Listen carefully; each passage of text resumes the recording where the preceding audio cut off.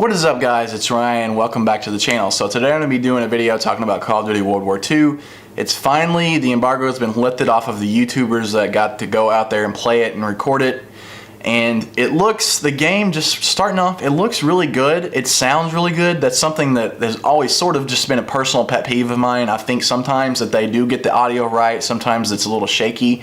Like, for example, with Black Ops 3, I didn't like the way the guns sounded in that game for some reason, and the grenades. It just didn't sound good to me.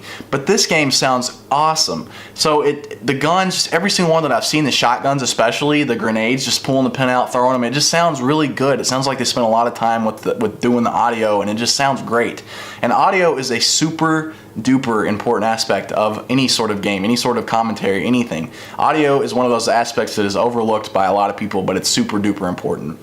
So, the audio is great. It looks good. You know, it could just be my internet, and it obviously could just be, you know, the capturing devices they were allowed to use, all that stuff. I don't really know how that works, but it looks good. You know, it doesn't look super duper great. I mean, obviously, Call of Duty isn't known for its, like, top of the line graphics. It's more known for its gameplay. That's why people play it. And you know, I think they did a good job with that as well. I'm really interested to see how the maps look, how the guns look, you know, how grimy and the textures and all those things, just little nuances that most people don't pay attention to. It just looks good.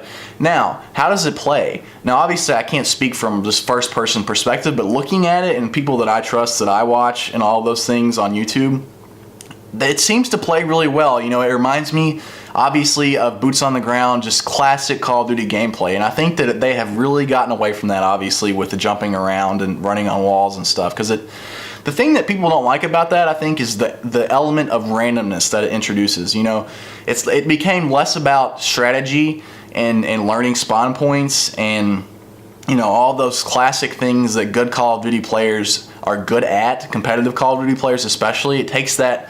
It just adds another element of randomness, and it takes away from, you know, the skill. So I think this is a great move for them to finally go back to boots on the ground, because you can be more strategic, and you can learn the spawn points easier. You know the choke points easier. And obviously another thing that I noticed about just watching it, I'm pointing at my computer. I don't know why I keep looking over there. I'm pointing at my computer just so I don't forget what I'm saying. Another thing that I liked about it was that they added finally, and this has been in previous Call of Duties before as well, but they finally kept the little call outs up in the top corner. So if you're in like the east bunker or the west bunker, you know, you can call that out, and it's easier for everybody to learn the call outs, because obviously people that aren't keeping up with competitive and don't play competitively, they don't know those things, and it'll be a little easier for you to work on teams and stuff, in my opinion, just in public matches and all that. Last thing I wanted to talk about was the war game mode that they showed, which looks like sort of a hybrid between all the different game modes in Call of Duty that's super popular. So you have a domination aspect, where you have to sort of capture a strong point held by either the Ally or the Axis powers, depending on the map.